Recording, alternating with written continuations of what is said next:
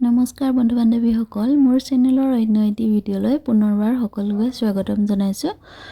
আৰু এতিয়া সময় হৈছে পুৱা 9টা মই কামসমূহ কৰি লৈ ভাবিলোঁ এতিয়া চাহ একাপ খাই লওঁ আৰু চাহ কাপ খাই এতিয়া মই ভাবিছোঁ পাকঘৰলৈ যাওঁ এয়া চেঙেলী মাছ লৈ লৈছোঁ চেঙেলী মাছ আৰু জাতিলাওৰ লগত বনাই খাম আজি ভিডিঅ'টো শেষলৈকে চাই থাকক